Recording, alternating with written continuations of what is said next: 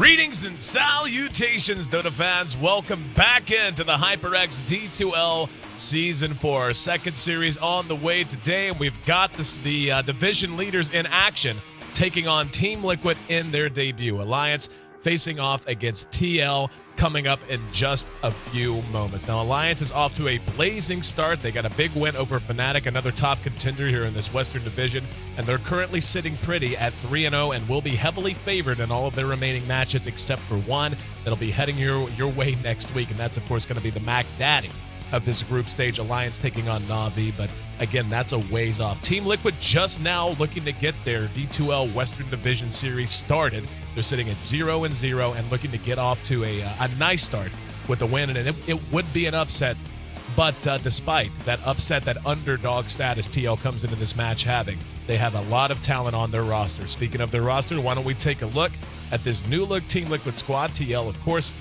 a name many of you should be familiar with. They were at the International 2013. They do have a lot of new names, but those names certainly well established in their own right. Fluff and stuff left over from the former TL squad that made their run at the International 2013. He's the leader and support jungler. TC, the hard carry, and Bulba in mid. Those are the old core three that remained from that Team Liquid squad that had so much success earlier this year leading up to Seattle. Then the additions they've added. Koikva, a young superstar in the making. Phenomenal in that off-lane position. Still a lot of developmental issues. Still has to work on some of his decision-making and his consistency, but when he's on, he is a treat to watch.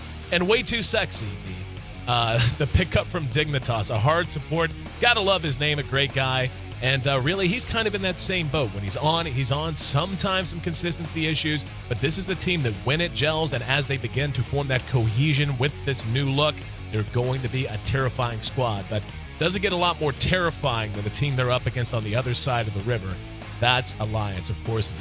There is no dispute to it. The defending international champions and the best team on the planet, at least according to last year's results. They're led by Loda in the hard carry position. Admiral Bulldog, arguably the best offlaner in the world. S4, of course, that anchor in mid. Ake, support jungle, and one of the best chins you're ever going to see. Just plays so many supports so well. Makes it very hard to draft against them in conjunction with the hero pools of Loda, S4, and in particular Admiral Bulldog.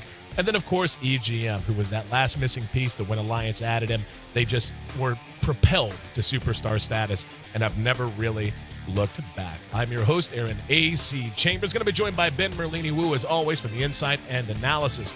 This series, actually, I think I got to put it on upset alert. Not to say Alliance is going to come in as anything but the favorites here, but this Team Liquid squad really does have a lot of standout playmakers, and if they can just put all the pieces together for a couple of games, they might be able to pull off the big win to start their D2L Western Series off with a bang. Speaking of the D2L, by the way, take a look at all of the portals we have for you to access our entire tournament. We'll start out just taking a look at the website here. And as you can see, pretty much anything you could possibly want. League standings, if you don't want them spoiled, don't worry. They have them in non-spoiler mode. All of our scheduled things, and we're taking a look at the East right now. But for the part that's going to be of most interest to most of you, of course, the VODs. You can check out our VOD system. You can jump on in. They're organized by week, as you can see. And we'll go back to week one. Let's say we wanted to watch DK versus LGD. Very well done. You can see the players, pictures, so on and so forth. Their picks for each game, their bans for each game. You can jump ahead, jump backwards as you wish. And of course, when you're ready to watch after you've drank in all the information, just hit watch video. It's going to pop right up, load in the YouTube for you. So any D2L action you happen to miss, you can find right there on the D2L.gg website. Then, of course, got to do the social media thing. We've got a Facebook page updated every day for each and every match. Cool little pictures posted and all that fun stuff for each and every match coming up. You can get all the info you want to talk about it. Leave comments and all those fun things. Certainly makes the sponsors happy, so we'd love it if you pop over there. Hit like and get your daily updates via your Facebook feed and our Twitter as well. If you're a Twitter type of guy, I know I am. Make sure you check out the D2L on Twitter. It's at D2L.gg, and the Facebook address, again, D2L.gg. Coming up, Team Liquid versus Alliance. While you wait to get the draft underway, go hit follow, guys. We would really like it, and I certainly know HyperX would very much enjoy that as well. We'll be right back. Draft underway. Myself plus Merlini, bringing you game one of our second best of three of the day. Stick with us. We'll be right back.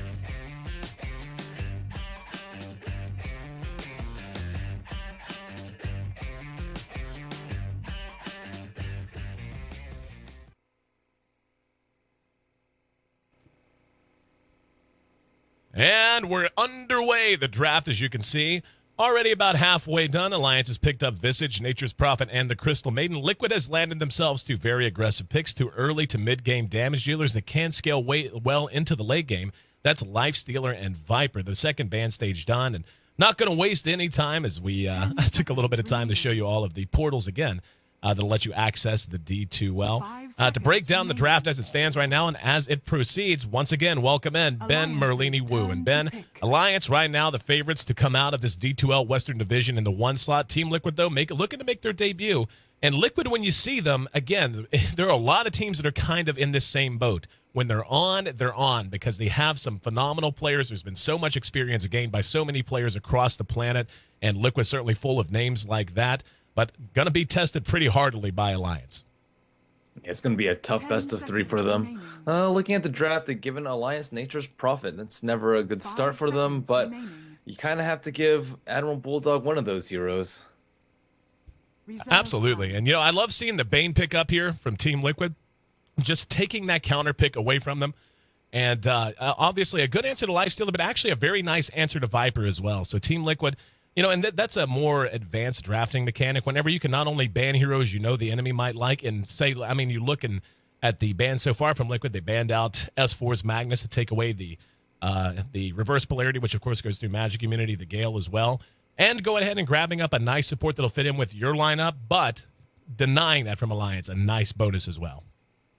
Yeah, I mean, are they really that scared of Magnus? The Viper is like a decent mid versus him. He can outCS him pretty hard, and you're not going to waste RP on a solo Viper either, at least not in team fights. I guess it's very annoying for Lifestealer and Bane to deal with.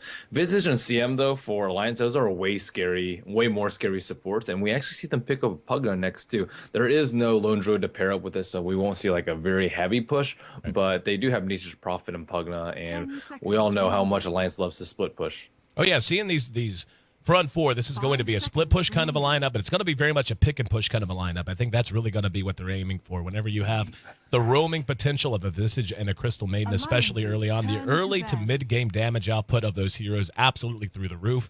And then once Visage hits level 6, gets his familiars up, he in conjunction with the Prophet and the Pugna are going to make any tower that is unguarded evaporate, just turn to absolute rubble very, very quickly. So Liquid is going to have to be on point with their reactions. They really can't afford to be out of position because just losing one, if they lose a Lifestealer and they have any of their lanes pushed, Pugna, Prophet, and Visage are going to be able to get on that tower and bring it down very, very quickly. The only concern I have for Alliance right now, Prophet, of course, the sole physical damage dealer in this front four, and even he really needs some time to get things underway, and it depends on how you want to build him. We've really been seeing most Prophets now go with a much more utility-based build order instead of going with the what became 100% standard. Instead of going with your Phase Boot Shadow Blade, then maybe build some right click, maybe build a Necro Book.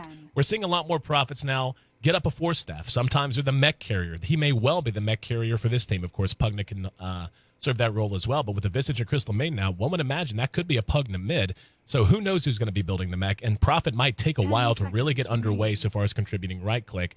Physical damage, though, going to be a strength of Team Liquid on the other side with Nyx Assassin's Vendetta, Viper, of course, with his right click, and Lifestealer in particular.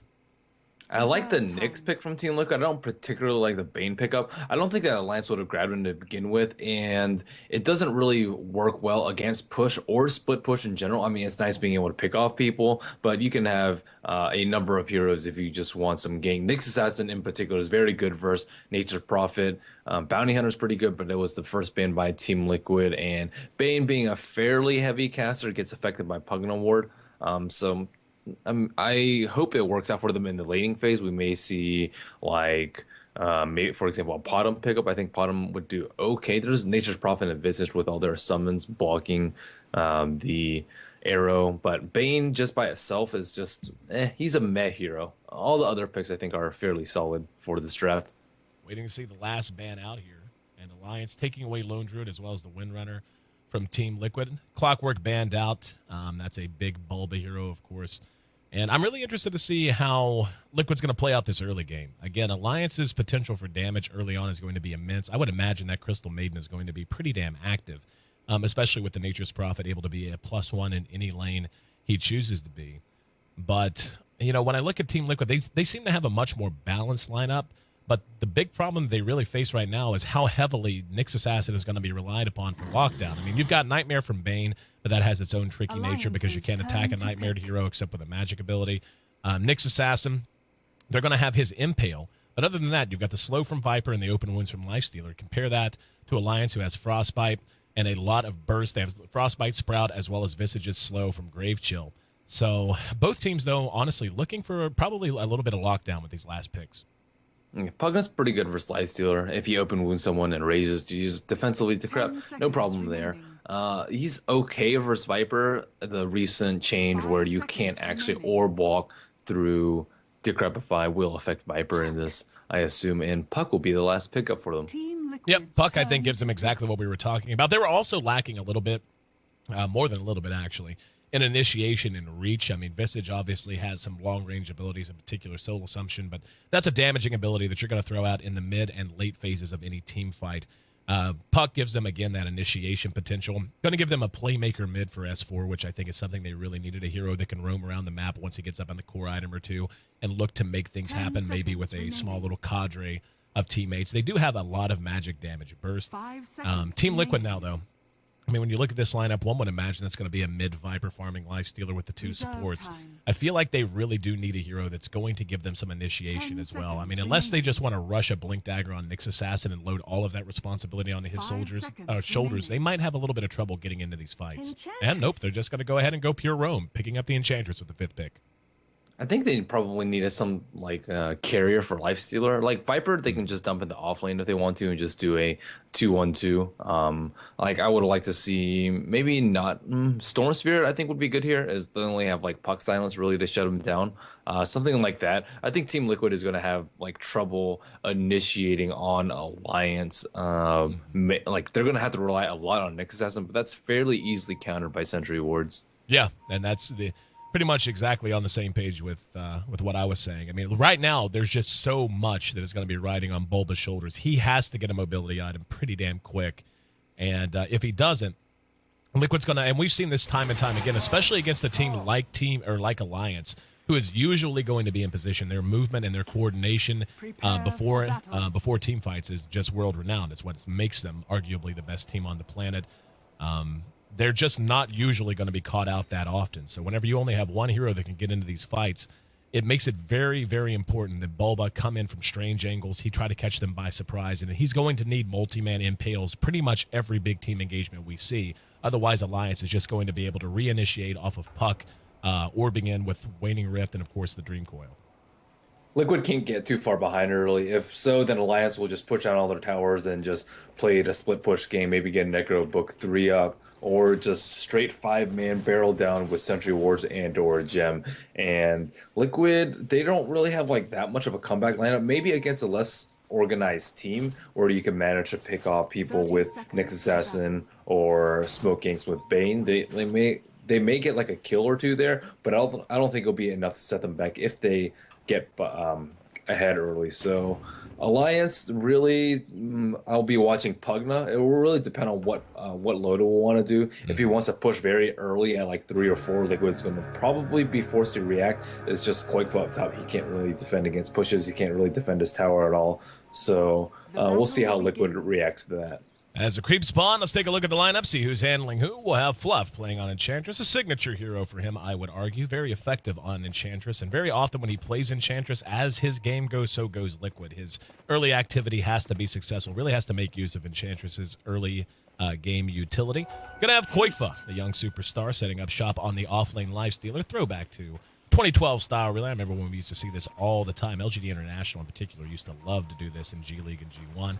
Viper, going to be played by TC out of the safe lane. He's going to have Bulba in mid on this Nyx Assassin matching up against S4. Great place for Bulba, as we just kind of went through quite a long spiel on both sides as to why Bulba is going to be such a key player here in this game on this Nyx Assassin. And Bane, of course, going to be played by Way Too Sexy, who is scuttling about under the effect of a haste rune, just now wears off. The other side of the river, we got S4, who's going to be going head-to-head with Bulba. He's on our Shakespearean hero, Puck. We're going to have Queen of Pain. Yeah, that looks like Queen of Pain, doesn't it? Crystal Maiden, going to be played by Ake. He's doing the jungle thing. Loda going to be farming up our Pugna, and we've seen just how effective a farming Pugna can be. Era on this hero just yesterday against Alliance showed us just how far. Here comes the smoke gank already.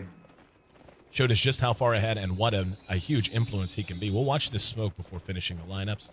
They're going to loop around, so I'll do it real quickly. Visage going to be played by EGM, and Nature's Prophet going to be handled by Bulldog. And Nature's Prophet, as well as Bulldog's Lone Druid is known, Bulldog actually has a higher win rate on the Nature's Prophet, so I don't think there's any debate. When it comes to the best player in the world on Prophet, Bulldog is pretty much the sole name in that conversation most of the time. And we're going to see Fluff rotating around. He's going to spot Ake. There's going to be a Frostbite onto the Centaur. Enchant is there to slow him down. Help's coming in the form of Loda, though, throwing out the Tornado. Loda poked his nose back there, but with EGM right there, looks like Liquid trying to put some pressure on, not going to commit too heavily. Yeah, I thought they were going to go on mid, but Boba actually had his bottle very, very early after the first creep wave, but I think he forgot to send it on chicken or something like that, and then he didn't have enough mana. If they have a stun on S4, then I think they can kill him. He actually only has 1 point of mana burn, but usually using the Impale to harass him out instead. There is a regen rune up top that will go in favor of Boba, so that will definitely help him secure his lane. Yep, Boba off to a great start. We can see his CS at 8 right now. Right there with Pucks, and both of those heroes obviously going to be very, very important. Koikva, another very important player in this match. They really are going to need a lot out of him on the Lifestealer against such magic-heavy damage coming out of Alliance in the early and mid-game. And on bottom, Admiral Bulldog just farming away. Nothing too special going on there. TC actually went with a very early Boots build, which is somewhat unusual in a one-on-one situation. Yeah, I think that's really just to put pressure on Bulldog, being able to try to harass him out. Bulldog's going to have his boots in just about 20 gold, though, so going to be a little more complicated. But so far, Bulldog's farm sitting at 9 CS to Viper's 18, and not a favorable matchup for Nature's Prophet under the best of circumstances, but doing the best he can with what he's got. Loda gets a lot of blasts up on this tower. Looks like they're about to sleep him. He's pretty far out, actually, but I guess he can defensively decrep. It won't actually improve sap damage because sap is pure, so not that big of a deal for him. He is only sitting at like 550 HP, though, so Loda was like tiny bit out of there, but I guess Liquid thought their supports were really close. Instead, they're pulling. Okay, gonna be pursued out. There's a Grave Chill on the Koikva. Loda rotating around. He's already level 4, got 2 points in the Nether Blast, so his magic damage output in conjunction with Decrepify, pretty considerable.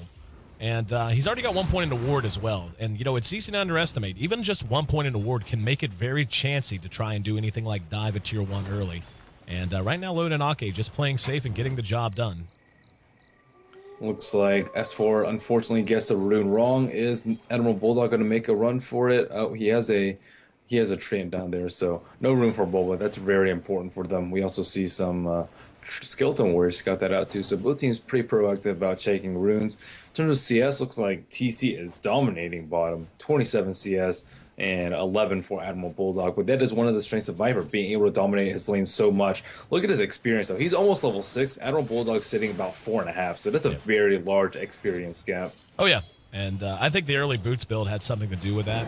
Bulldog, of course, a competent player who's going to be checking inventories, was going to know. Oh, goes a Viper Strike. Up, Loda going to be engaged upon. Up at top, there's another blast, and we're going to see Koikva raging through it down at bottom. TC chasing him down, and we still have the fight going on at top. We're going to see the Soul Assumption sleep on Ake. Way too able to dodge, or not dodge, but able to survive the last auto attack with just about 20 HP, already clearing himself up and tangoing himself up. So a little bit of action everywhere, but at 5 minutes in, we still lack a ward. He dies. I don't know why he didn't drop the ward. We still lack a first blood. He may have run out of mana. Very mana intensive on Nether Blast, even with the Bassi. And Admiral Bulldog right back in lane on bottom. That's one thing about Viper, just TP away every time he plays aggressively. And he really, as long as Admiral Bulldog is above like the 400 HP range, then he should be perfectly okay when it comes to TC. So looks like they're just trying to mitigate the early game lane advantage that Liquid has, and still about 1,000 gold in favor of Liquid. Bulba is level 6, so he's going to be able to start roaming very soon. S4 just about level 7 as well. And let's see, Bulba waiting on the rune, trying to guess top. S4 is going to spot him out, bottling up a little bit, and going to walk right up to him. Bulba going to take a little bit of auto attack harass. Saw Ake coming, so S4 going to benefit from that Invis rune up at top. TC is going to engage onto Bulldog a bit, but as you said, only so much damage you can do. Very effective at just being able to send him back to base every couple of minutes, though. Yeah, now with the constant tree and harass, TC's actually in a very low position. He needs his headdress as soon as possible for some extra HP so he can keep himself topped up. Don't actually know when the pushing is going to begin, if at all, from Alliance.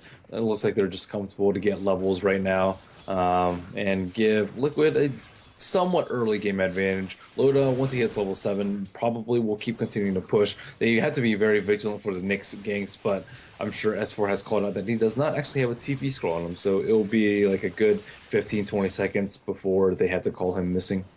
Bulldog just so safe. We saw Fluff rotating over, had a Centaur and an Ursa, and they wanted to try and take a shot at him, but Bulldog either through perhaps spotting him right at the edge. I don't think that was in vision of him, though. Just knowing how to play the hero this effectively in this kind of a situation never gave him that opening, and Enchantress, played by Fluff, has to go back into jungle before the creep timers run out. Still 0-0 in a 7-minute game. This is the quietest game we've had in D2L pretty much throughout the entire 4th season.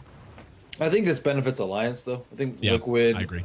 Liquid, like, they're like decently strong, but Nyx doesn't. If they don't get that much mileage out of him, he's kind of a dead pick if it comes to the pushing phase of the game. And Boba just rotates top, but they already have a sentry ward up there. They had a ward that like spotted him too. So Alliance very well prepared to deal with Nyx as the Fluff. Meanwhile, level 4 Invis bottom. Here we go. EGM going to engage on the TC. TC got caught with the Grave Chill. They're going to try to kill off Bulldog. Bulldog going to TP out, and First Blood's going to end up going to Bulldog. Fluff there to net him out and make it a 1-for-1, but EGM pulls the trigger on the Soul Assumption and makes it 2-for-1 in that exchange. Now going to be Nightmare as S4 shows up. S4 has a coil, not even going to need it. Good treant blocking from Bulldog even as he was in the grave. So that's a very quick 3-for-1 advantage for Alliance, including a First Blood. Let's see if they want to push off of it. Hang on, Bulba has a passenger. Koikfa going to jump out, and the coil there to lock them down. EGM engaged upon.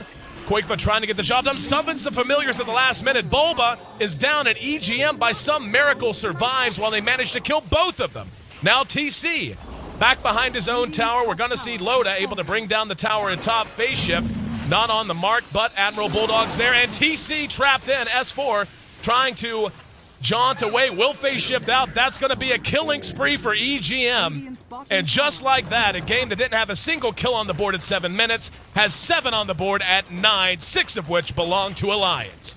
That was pretty much a 4v5 too. Yep. Meanwhile, on a top lane, Pugna was just pushing the whole time. So Alliance got so much out of that fight. Their teamwork really showing through right there. S4 with some really nice Pug plays. He actually saved his coil, knowing that he didn't need it for the Bane, and then was able to use it on the Infest Bomb from the Nyx. And they're always prepared with the Sentry Wards too. And sign of a good team is how well do they handle Nyx Assassin once he hits level 6. And I would say Alliance is doing very, very well in that regard.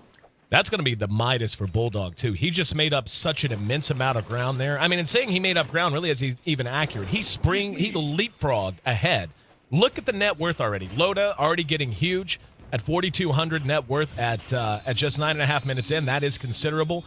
The top 4 in terms of net worth all belonging to Alliance right now, and not just kind of belonging. We're talking S4 and Loda both sitting at just about 50% higher than the next highest on Liquid.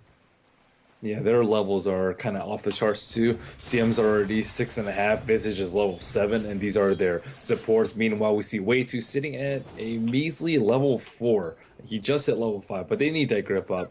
Yep. And Alliance was just so well positioned there. All of them were just very fast at reacting and being at the right place at the right time. So good at working together as a team. Well, I'll tell you what, fights like that usually tend to be a hallmark of teams that are just all on the same page. That fight seemed to play itself out very slowly. There wasn't a whole lot of chaos, not a whole lot of overlapped abilities or stuns or anything like that. They just took their time, never lost confidence, and they felt in control of that entire engagement, even though it involved TPs in from both sides. Alliance seemed like they were in control of the entire situation from the moment EGM came out of that side shop. They're going to end up taking a tier 1 here. They did pop a glyph to try to defend it. Now they're going to try to TP someone, and that's going to be Koikfa. Do they want to engage? Bulba goes in, hits an impale on 2. The other blast goes up. Bulba blown up immediately, though, and Koikfa going to be sprouted in. Loda, life draining to get back alive. There's going to be the freezing field out of Ake. That's going to clean house and force the rest of Liquid on the retreat. No coil for S4. as he face shifts out, and look at that. Frostbite on the TC, and beautiful chain on the Decrepify, the Soul Assumption, and the Nether Blast. S4 is going to end up dropping, but in exchange for Viper, they'll take that any day. Koifa almost dies to the mana cost of Rage that procced Loda's ward. They might take another tower here. And Puck already bought his blink too. Yep. It's really scary for them. Alliance is just really good at engaging. I don't really know why they wanted to fight under Pugna Ward. That thing's really, really scary. And Lotus also really quick with this Decrepify. As soon as Nake's open wounded him, there was a defensive sprout from Admiral Bulldog, defensive Decrepify, and immediate life drain. They're very good at handling Lifestealer too. He is much bigger threat against some other teams, but Alliance, they're like, whatever, you got Lifestealer, we'll just destroy you in every other way possible. Midas Mech done at 12 minutes for Bulldog, who was in a one-on-one off lane against Viper. That's called getting ahead. He's also at level 9 when he was trailing that Viper at one point by almost 2.5 levels. So his net worth third on the board. Loda's sitting at the top at 5,600. Loda's build, he's already picked up a Staff of Wizardry and a point booster. He'll have a very quick Scepter. And Scepter on Pugna, it's stupid good, especially if you can get it out this early. Yeah, it's really good. The damage per second is just really high on it. Oh, yeah. 240 at level 11, which he's probably actually going to get it before level 11, which is insane. Yep. And, yeah, he's on pace. He's going to be able to pick up the Ogre Club. I want to imagine that'll be his the next component he wants to buy for it. We are going to see Alliance taking a breather just to go ahead and continue farming. But, again, they've got a mech on Bulldog. Okay. Sitting on just boots, but he's got 700 gold aside. EGM is actually halfway to his... Oh, he's more than halfway to his Scepter. EGM only needs 500 gold to have his Scepter up as well. Holy crap, Alliance is just dominating in gold. Look at this. This is how you handle the Nyx Assassin, though. They just stick together all the time, and they're looking for kills, but there's no way they're going to find it. Not with them just hugging each other like this, and Pugna can TP in and just immediately turn it into like a 5-on-2, 5-on-3 if there's a Nyx bomb situation. So they don't split up very often. Even when they're doing neutrals, they do it together as a team. Like Alliance, Bulldog went right here and Visage over here. They're always sticking together, always pushing together, not getting picked off. Poor Koifa still looking to add his armlet to his inventory. There's no way I think they can do anything about this. At best, they can trade away mid, but even that's going to be chancy because the push speed is so ridiculously fast. I think they're just going to push a T3 if they don't do anything about it, though. Yeah, exactly. Like, this really isn't even an option for them. Trading at this stage just isn't going to work. Their anti-push is terrible. Yeah. And that's one of the problems with a Bane. Your anti-push and AoE is just very, very lackluster. Tier 3 under assault, already down to 3/4 health. Koifa going to go up and take a swipe at one of the 85,000 treants that are banging on this tower. TC can do nothing but look on. This is a free Tier 3. They don't have a glyph. They don't have anything. And anytime they get near the lip, they're going to eat some AoE magic damage. And we're going to have a coil go off from S4. He managed to get a bunch. There's the Prophet ulti to come in and clean things up. Loda taking a little bit of damage. TC trying to reinitiate. And Bulba very down, eats another blast, and got stunned out by the Visage Familiars. Now he's sprouted in. Here's the freezing field. Koifa eating all of that damage. S4 is there. He infests away from the Soul Assumption. Very nice play there from him. That's going to allow him to get back to the well. But a Rax down at 1430, and this team showing no signs of slowing down. This is going to be a Scepter up on EGM and Loda. Both, yeah, GG. 14.5 minutes. Blew up in Liquid's face after that one fight on bottom, which is kind of insane that like one fight that early decides the game. But look at the gold grab. It's just 7 minutes. It was like just so quiet, and then boom, they accumulated like a 14,000 gold lead in 7 minutes time, which is absolutely ridiculous. Alliance really pulling through with their teamwork. Liquids, I think their draft needs some slight work, just because Bane, he hit like level 6 like at the very end of the game. Yeah. And they need more mileage out of the support. Something like Crystal Maiden can just jungle very effectively, but Bane not good. Didn't get that much out of the lane, didn't hit level 6 fast, and definitely very bad versus push. So go back to the drawing board. Yeah, I'll tell you what, this lineup just kind of screams to me. This is a lineup that had a composition but not a plan. They looked at it and said, okay, we can do this. We can run the Nyx. We can get the Enchantress active. Lifestealer will be able to get involved in that. Viper's fairly strong. It's one of those lineups where you draft it on concept, but the implementation, there's just no real idea of how that's going to work out going in. And Alliance certainly had a plan in mind whenever they came in. I'll tell you what's funny is you look at Pugna, played by Loda. Loda's been doing this lately. He did this in a game the other day that they won in like 15 or 16 minutes or something. I can't remember who it was they beat. He just kind of quietly does his own thing and gets some items and goes 0-0-4, doesn't tie. 72 last hits. It's fine. Don't worry about it. GPM 487, not bad. But he was such a huge part of this lineup regardless. That's just the mark of a good player, is knowing how he fits in, not trying to do too much even when he gets ahead. And just well played all around. Bulldog in particular, 3-1-7 by the time all was said and done. Standing up to the Viper. The rotation at bottom, I think we can all agree, really, where the wheels came off the wagon and Liquid never really bounced back from that huge string of deaths, losing 6 heroes in a span of about 2 or 3 minutes in that bottom lane. 2-11, the final kill score, only took them 14 minutes and 47 seconds. And pretty sure this is the fastest game in D2L Season 4 so far. If not, it's very, very... Nope. Yeah, that's right. 12 minutes yesterday. Yeah. Conrad corrected me out. I couldn't remember if that was 12 or 16. We've had a few 16-minute ones. So, yeah, one of the fastest nonetheless. And Alliance continues their streak of dominance. I'm your host, Aaron A.C. Chambers. The other voice on the other end of the line, that's Ben Merlini Wu, and he's bringing you all of the insight and analysis. Look at the Twitters. Boom, there they are. Follow me at AC. Follow him at Merlini Dota. And that was a quick game one. We're going to look to get game two underway as quickly as possible as well. So stick tight. You're on the HyperX D2L. Game 2 of Team Liquid versus Alliance coming up next.